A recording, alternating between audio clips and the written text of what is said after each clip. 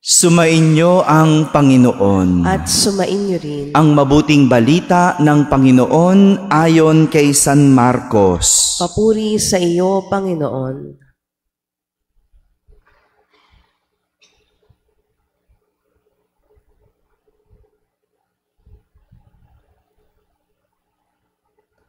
Noong panahong iyon, sinasabi ni Juan Bautista sa kanyang pangangaral, "Darating na kasunod ko ang isang makapangyarihan kaysa sa akin, ni hindi ako karapat-dapat magkalag ng tali ng kanyang mga panyapak. Binibinyagan ko kayo sa tubig, ngunit bibinyagan niya kayo sa Espiritu Santo." Hindi nagluwat, dumating si Jesus mula sa Nazaret, Galilea, at siya ay bininyagan ni Juan sa ilog Jordan. Pagkaahon ni Jesus sa tubig, ay nakita niyang nabuksan ang kalangitan at bumaba sa kanya ang Espiritu na gaya ng isang kalapati, at isang tinig ang nagmula sa langit, "Ikaw ang minamahal kong anak, lubos kitang kinalulugdan."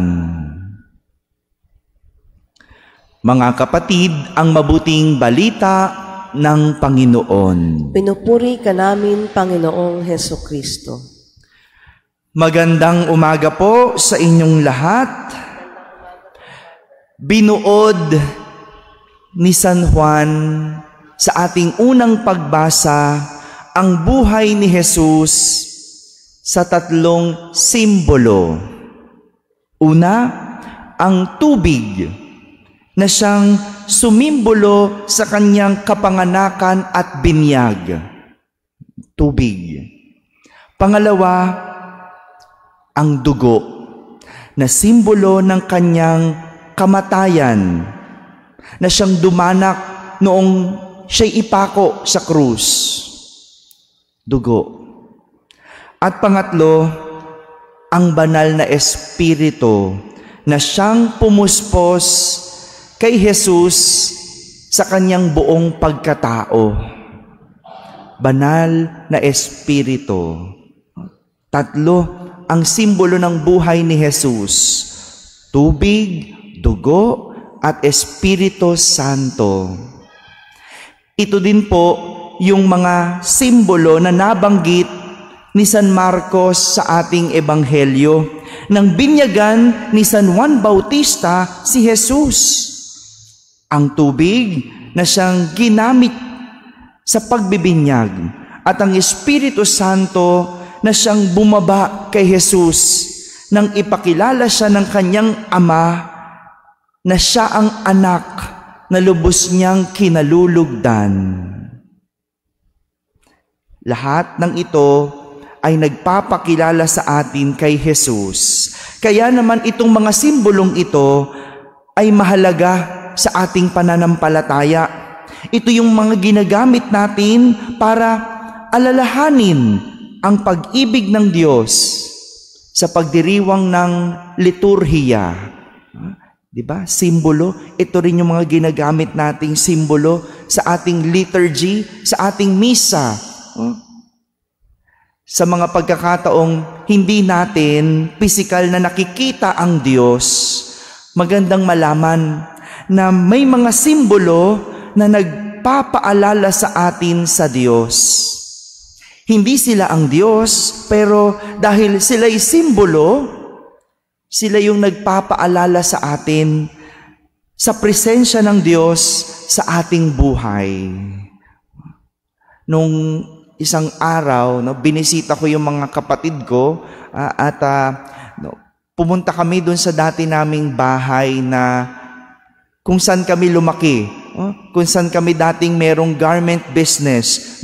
At nung nakita namin yung bahay na yon, may bagong may-ari na, nagbalik yung aming memory ng aming kabataan.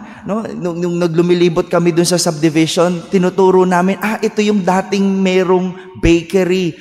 Ito yung dating ganito. So, yung mga bahay na naging familiar sa amin noon, nagpaalala sa amin ng aming kabataan kung saan kami hinubog.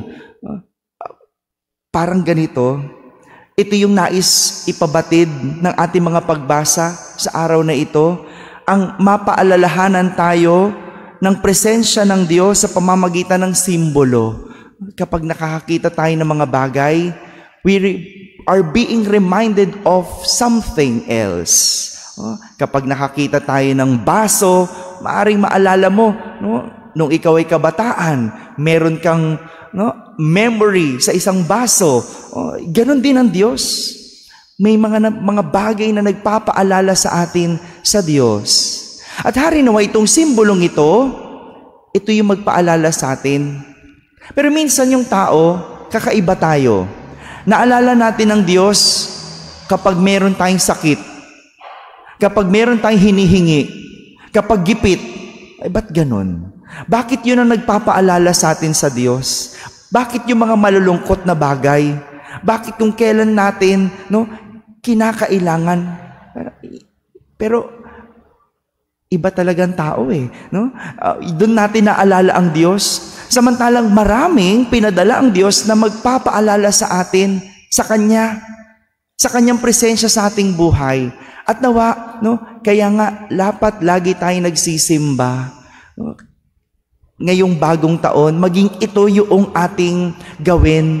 Magsimba, magdasal, para lagi nating maalala ang Diyos sa bawat gagawin, sa bawat desisyon, sa mga pagbabago ng ating buhay. Isama ang Diyos. At nawa, sa tuwing makikita natin ang imahe o larawan ni Jesus, maalala natin hindi lang ang Diyos. Hindi lang ang Diyos na nagkatawang tao, kundi maalala natin ang dakilang pag-ibig ng Diyos sa atin. Dahil si Jesus, ang buhay na simbolo ng pag-ibig ng Diyos sa tao. Amen.